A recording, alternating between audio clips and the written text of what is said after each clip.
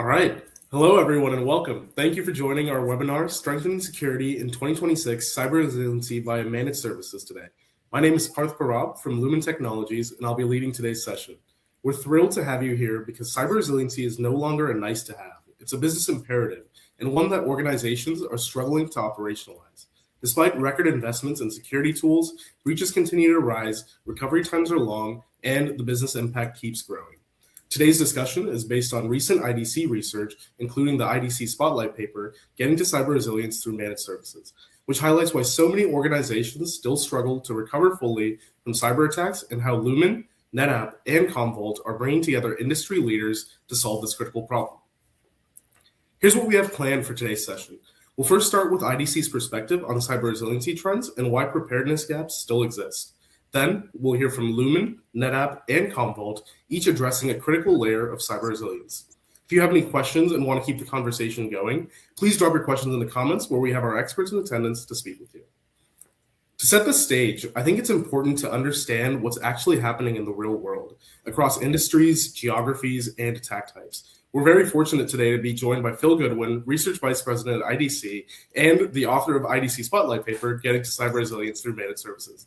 Phil, I'll hand it over to you in a second to walk us through the current state of cyber resiliency and what IDC is seeing across the market. But first, I'd like to ask you, modern cyber preparedness is constant vigilance and adaptation to evolving threats. What are some of the vulnerabilities that companies are facing when it comes to storing and protecting their data today? Thanks, Parth. I appreciate that tee up. And as you're saying, it really is an environment that continues to change. I've been following cyber resilience and cyber recovery since about 2018, and a number of things are changing. And if we could go on to the next slide there, please. What we're finding is that some things are similar, and yet there's some very important differences as organizations modernize their cyber recovery plans. First of all, originally we started with a mindset of, well, if it happens, and that's no longer the case. It's really not if it happens or when it happens. It's really more a function of how often and how severe. Organizations get hit regardless of size of the organization, regardless of geography, industry, anything else. Everyone who is connected to the internet is a target of cyber attack. Some things that we're noting, though, that are different is, first of all, when the early days of the attacks, they're really pretty much limited to attacks on the data and corrupting the data. Nowadays, we're seeing much more dual threat attacks, where organizations, the bad guys, are first downloading the data, what we call exfiltration or stealing the data, and then the second is to corrupt it.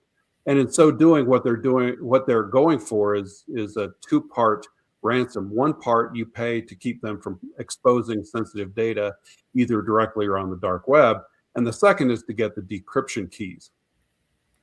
All of this is really being complicated by AI. The attackers are simply becoming more sophisticated in the way they attack endpoints, individuals, tailoring those attacks to specific people based on what they can find in terms of social media or other outlets in order to be able to compromise credentials. Some of the things that we've found through IDC research, and this has been pretty consistent, is that when we talk to these organizations, about 85% say, yep, we're ready to go, we're fully prepared. But then when actual events happen, only about 31% of organizations are able to actually recover without paying the ransom. And again, that's been pretty consistent over the past 4 or 5 years as we've run similar questions at similar times and at different points in time. We also find that about 50% of the time organizations attack, or the bad guys attack the backup first. Because certainly if you can compromise the backup, that increases the chances that the target is going to have to pay the ransom. So from that, what we have are really 3 pillars of cyber resilience. Number one is avoid it, keep the bad guys out as best possible you can, no matter what. Certainly any attack avoided is the best kind. Second of all, if the bad guys do get in, determine where they are and quarantine them as quickly as possible.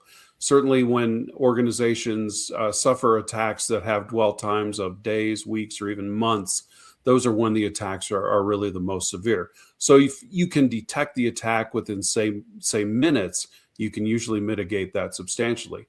But then when things do happen or things do go wrong, being able to recover quickly using methodologies in terms of infrastructure, in terms of clean rooms, in terms of all the forensics and all the other things that it takes to recover, the faster you can do that, the faster you get back to business.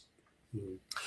We have we've identified 6 different reasons that cyber recoveries often fail. And the first one of those is silos. And silos occur in 2 ways. First of all, data can be separated, applications can be separated, but more importantly, the recovery tools may be different for those applications. Or perhaps there's a silo between the IT ops team and the SecOps team that are not well coordinated. The second is knowledge, and that really is, I think it gets to the point of why 85% of organizations think they're ready, but only 31% can actually recover, is you don't know what you don't know. And so when it comes to a DIY or do-it-yourself kind of environment on cyber recovery, it becomes a challenge for you to prepare for things that you're unaware of. The second is a failure for data survival, or I'm sorry, the third is a failure of data survival. And what we mean by that is to have absolute certain data recovery in the event of any kind of attack. And then that follows into a failure to follow best practices. And for us, best practices are things like having an air-gapped copy, having immutable copies, having encrypted copies, all the ways that are the best means to be able to defeat any kind of ransom attack. And then finally, we find that organizations too often have inadequate infrastructure. You cannot count on having your standard infrastructure available to you. Sometimes it gets quarantined by federal authorities or law enforcement authorities. Sometimes it is just so hopelessly compromised that there's no way to recover it. So being able to have infrastructure available, as well as having the recovery bandwidth to be able to move what can be huge amounts of data, could be petabytes of data, to be able to affect that recovery are really essential. So in a nutshell, Parth, those are the kinds of things that we're seeing IT organizations having to deal with currently. Right. Thank you for that great overview, Phil. And so let me follow up by asking you. So now that we know that what the cyber threat landscape and why cyber recoveries today are failing, what are some things that IT organizations can do to become more cyber prepared? How can businesses protect themselves and their data against these increasingly complex threats to growing attack surfaces? Sure. If we can go on to the next slide, I think I can answer some of those things for you. We did a survey about a year ago, and what we found is that 2/3 of organizations plan to engage more heavily with third-party providers within the next 2 years. And about a third of those were planning to entirely turn over their cyber resilience operations to third parties, such as managed service providers. And another third were going to do it selectively. So, really getting into that is engaging with people who have knowledge born of experience. And this gets to the point of knowing what you don't know. When you engage with someone such as a managed service provider who has maybe dozens or hundreds of customers, they've seen it before. They've seen the attacks. They've seen the recoveries. They know what works and what doesn't. And in many cases, they have those kind of best practices that I talked about baked into their solutions. Mm-hmm. And so being able to rely on an organization that has the kind of solutions that are needed to do that rapid detection and rapid recovery are key. The second thing that managed services organizations can do is help to break down those silos, especially when it comes to tools. Managed services organizations tend to have a common set of tools that they've standardized across their various solution offerings. And by doing so, you don't get those kind of solution silos. Moreover, the incident response teams, the IT ops teams, the SecOps teams have those kind of processes in place to make that kind of recovery smooth because, again, they've dealt with those kind of scenarios before. Then the third is the infrastructure availability. again, managed services providers often have that kind of cloud infrastructure where they can burst the available servers or storage or network bandwidth, whatever it might happen to be, that is the necessary component in order to be able to restore the data quickly, to bring applications back online quickly, and to get the organization back to regular business. Ideally, of course, without having to pay that ransom at all. Then the fourth and key part of managed service provider ecosystems is their ability to integrate different solutions. Nobody has all the solutions they need. And so when you get into a DIY environment, you may be dealing with different storage vendors, different backup vendors, different SIM and SOAR vendors, XDR, EDR, all those people. And in a DIY environment, you have to integrate that yourself. The managed service provider has already done that integration and can bring that solution rapidly to the fore. So really, those are kind of the key things that we're seeing and some of the trends that are happening in terms of modernizing cyber resilience and response, Parth. Awesome. Thank you, Phil. Thank you for that great explanation. One of the things that you highlighted was a key challenge is that organizations believe that they're prepared currently, yet recovery, often fails due to these things such as silos, skill gaps, and slow restoration capabilities. We know that recovery starts with connectivity, and that lets us transition into Brad Lewis, Senior Product Manager here at Lumen Technologies. Brad, how's it going? Good. How you doing, Parth? Doing well. Awesome. Well, to start us off, I wanted to ask you a question. What does Lumen bring to data recovery and storage that differentiates Lumen's cyber resiliency solution from other offerings that are in the market? What makes customers want to be interested in our solution? Yeah, it's a great question, Parth. So we really think about cyber resilience from a holistic perspective, not just those individual components of backup, detection, recovery. It requires that integrated approach across the entire technology stack to reduce the risk and then enhance both your defensive posture and your recovery capabilities. So we do that through a number of things, but one of those is Lumen's connected ecosystem approach, which integrates our network, our edge infrastructure, our digital platforms, and all of that with our trusted partners such as Commvault and NetApp. This enables us to deliver a scalable, validated end-to-end cyber resilience solution. But more than that, really modern cyber attacks, if you think about it, those tend to happen across multiple components of the infrastructure simultaneously. So they might be targeting network, storage, and backup all at the same time. Or they may have a cascading approach where it's a cat and mouse game. They're gonna attack one part of the infrastructure first and then have you looking over here to recover while they attack something else. So that end-to-end approach and being ready for that is really key to how we approach our cyber resilience capabilities.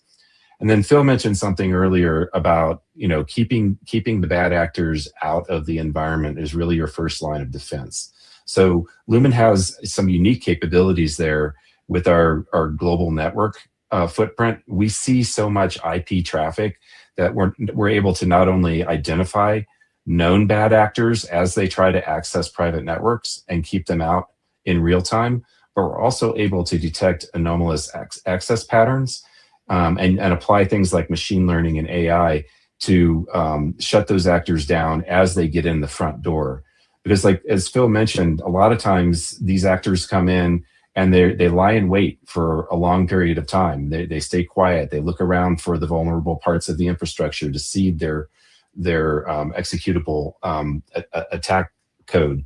And so it can sometimes be difficult to see that type of activity on the network unless you're looking at massive amounts of data. And that's where Lumen really shines. Mm-hmm. Thank you, Brad. And speaking of the network and connectivity, I would like to ask, when cyber attacks occur, why does connectivity matter? How does a customer benefit from something such as Lumen NAS connectivity in those kinds of situations? Yeah, so a couple things to keep in mind about a cyber attack in the real world. Two things can be possible at once. You can have a plan and a recovery execution plan in place, but you can also run into a completely chaotic and unpredictable situation. So, and typically those both come into play. So in order to deal with that, you have to have the ability to spin up infrastructure or move data on demand. So connectivity is the first piece of that, right? You don't necessarily know where you need to be connected, but you need to be able to spin up that connectivity dynamically. So Lumen's NAS capability allows that. In addition to that, you don't know how big of a pipe you're going to need, right? You know how much network bandwidth you're going to need to facilitate recovery or movement of applications, or even moving of access patterns into the applications once they're up and running, because it's not going to look like your business as usual environment. You may need to change your network topology and or your bandwidth capabilities. So all of that's part of what Lumen brings to the table from network as a service. What that translates to, though, really is faster recovery. An interesting thing is that we know that most recoveries from cyber attacks are measured in days, if not weeks. And so there's two impacts to that, right? One is reputational impact. Your business is taking a hit because services that you normally provide to your customers are not available. And the other is, of course, the loss of revenue resulting from core business services being down. So the faster that you can recover, the better. And so that dynamic network capability and the ability to facilitate the movement of data rapidly translates into, a reduced impact to your business overall. To add a point to what Brad just said, what we're seeing is that, if you accept the significance of dynamic network infrastructure in normal business operations, now fast forward to a recovery event where your clean room infrastructure, where you're trying to recover some of your business processes, can be located in different environments, completely away from your normal operations. That ability to establish new network pipes with dynamic bandwidth, dynamic routing becomes really critical to restoring the minimal business operations, or the minimal viable company, as we'll put it. Yeah, that's a great point, Alex. And I think that it also sort of illustrates how things have changed over time in this space, right? Because a lot of organizations have approached the recovery from a cyber attack the same way that they would traditionally might have approached an infrastructure disaster recovery plan. Infrastructure disaster recovery plan is testable and predictable on a much greater level than a cyber attack. And so while you may have connectivity in place to, let's say, a clean room environment, you may not know where that's going to be necessarily, depending on where the attacks are, especially as organizations are in multi-cloud environments today. You may have two environments that are compromised and one that's not. So you need to be able to accommodate that on the fly with that dynamic networking. Exactly. Yep. Yeah. Well, thank you, Brad, for answering both of those questions. Next, I would like to bring in Lee Howard. Lee, how's it going? Oh man, better than I deserve. You guys doing all right today? We're doing well. So happy to have you on this call. Lee, we would love to speak to you about the role of storage in this solution. And to start off, I wanted to ask, nowadays storage is often the primary attack surface for a lot of these ransomware attacks. Knowing that, how does NetApp combat these threats and is at the forefront of those attacks? Yeah, great point. We've seen the evolution of bad actors, progress with the evolution of technology. It goes from, somebody pickpocketing you as a caveman up to the sophisticated AI-driven cyber attacks that we're, encountering today. And, I think the reality out there is with modern ransomware targets coming after that primary storage, you heard Phil talk about, they're also going after expatriating your data, corrupting your backup environments and going after that. You really need to have a defense in depth. I think there's, 4 real primary elements that NetApp has engaged in that really sets us apart and differentiates us. Number one is the ecosystem. We recognize that it is a team of teams required to be able to create that defense in depth. If you're coming forward and thinking that one singular product is going to be that silver bullet to take you down, you might as well just, leave your data out in the middle of a field and hand that off. It requires everybody in that ecosystem working together. And I think if you look at the cadence of innovation that NetApp has really been focused in on, a massive part of that is our partnering strategy. As seen by who we are in arm in arm here with today. We want to make sure that we are designing a system that is resilient. We want to make sure that we are complementary to the offerings across the table, because at the end of the day, you could have the best solution in the world, but if folks aren't able to manage that and be able to recover from it, you're setting yourself up for failure. A big piece of what we build in is cyber resilience. We don't have that as a bolt-on. We've got a 30-year history as a company coming in, creating immutable, tamper-proof snapshots that are at the source. So it limits the threat surface for you to be able to hit there. We've got data integrity validations that are done before restore. If you can't trust what you're restoring, there's no point in being able to restore. We want to make sure that you have that focus there. And then the way that we do authorization and access, we're zero trust, least privilege access by default. This isn't some heavy services engagement that you have to do right out the door. You're able to show up, and we're thinking security centric up front, and then you can adapt that to the environment that you're in. I think point number 3 is really fast, clean recovery at scale. I touched on it a little bit before, but you've got that known good data. You've got that validation before you boot back up, because the worst thing you could do is boot back up. You take that reputational hit that we had on the initial failure, you boot back up, and then we have another downage and an outage there. That only compounds the pain that you're running through. We focus at a very granular file level and at the application consistent restores whenever we're going through. So you're preserving the geometry of that data highway, and it's looked at not just at the individual system, but you're able to look across that entire data estate. Again, we want to eliminate as many of those seams as possible so that we have a cohesive defense across the entire ecosystem. This is not just designed for very small corner case data sets. No, we're looking at that entire data estate, and you look across the robustness of Lumen's global network, you're able to be taken care of by the way NetApp is able to design, engineer, and integrate into that fantastic offering. Now, again, we want that right control point. So point number 4, for that cyber fight, storage is the primary attack surface. NetApp secures production data itself. What it doesn't do is just copy data. No, we are securing your production. These major initiatives that we have out there around artificial intelligence that's requiring a lot of rapid time to token is your measure of success. People are making compromising decisions. You look at some of the pricing headwinds and supply chains that we're running into right now. People are sweating assets longer. And oftentimes you have this need for innovation, need for security, and there's a healthy tension between the two. And so our architecture really enables that rapid isolation, confident recovery, and a minimal downtime that you would experience compared to operating your data on a competitor's landscape.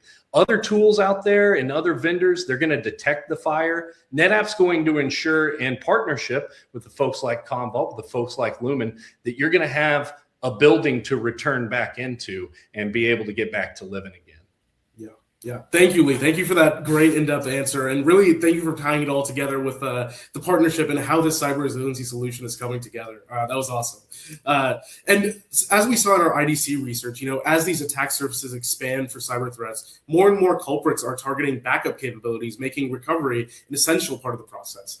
We have Alex Zedin here from Commvault here to speak about how we're ensuring recovery remains possible even under attack. Alex, welcome. How's it going? Thank you. Thanks for the welcome, and doing great. Thank you. Good to be part of this group. Love to hear it. Yeah. Love to hear it. So let me ask you, backup systems are routinely targeted. And, through the IDC research, we found out that only 31% of organizations are able to fully recover after cyber attacks. How does Commvault step in and provide the necessary protection during times of chaos?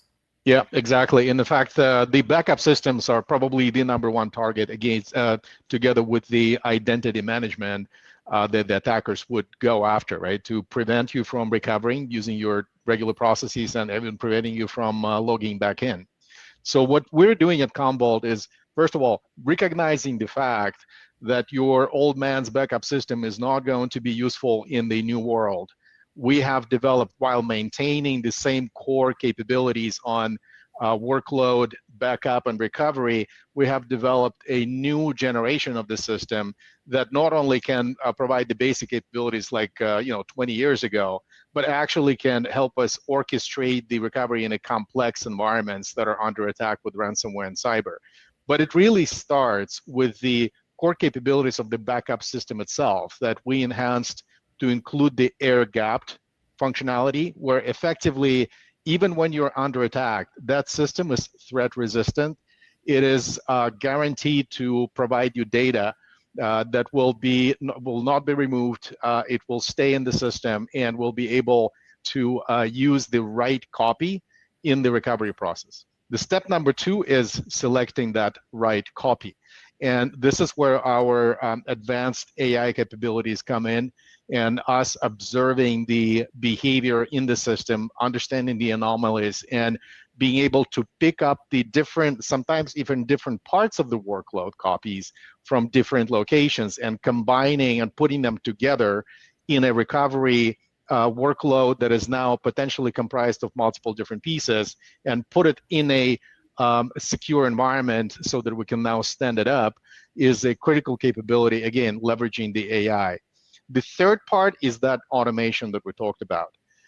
Brad touched on this a few minutes ago, where the traditional approach has been, okay, what's my operational recovery, operational backup? This is not going to be sufficient anymore. So what we effectively are offering now is what we call in the industry right now, clean room, which, by the way, Commvault coined the term. And effectively, this is the ability to dynamically spin up multiple environments where you can put together a recovered version of your infrastructure with multiple workloads, and your infrastructure effectively recreated in a dynamic way, and observe it, test it, confirm that it's indeed valid and that's indeed clean and can be used on the production data production processes, and then reroute the traffic or bring that clean environment that has been put together back into the production. So this is kind of in a nutshell where this system is going, and the industry now has evolved. And there is, obviously, on our end, we're now catering also to the markets that are leveraging let's say the cloud native capabilities, where the workloads in themselves become really challenging. Imagine, for example, large distributed databases or storage buckets and so on.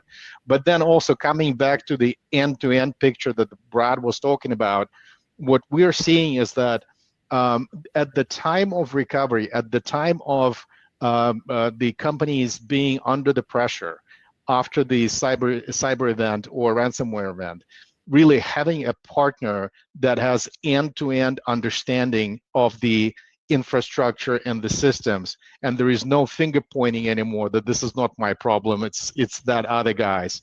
Having that managed service provider as front and center, and coordinating everything in terms of processes, capabilities, and relationship with the vendors and partners is critical to the businesses right now.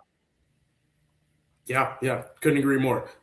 Thank you, Alex, for that great answer. And thank you to this entire panel for all of the great conversations that we had today. Really appreciate everyone being here. But that concludes our session today. And thank you to everyone that was able to join live or are viewing at a later date. To continue the conversation, we invite you to start a free threat assessment on our Lumen Cyber Resiliency webpage. That assessment helps inform the right architecture for your needs. And where applicable, we can reference validated designs developed with trusted partners that reflect real-world testing and operational experience, including a cyber resiliency design validated with Commvault today and a growing set of partner-validated architectures over time. To learn more, please visit our website in the pinned comments down below. And thank you again for your time today. Thank you. Yeah, thank you guys.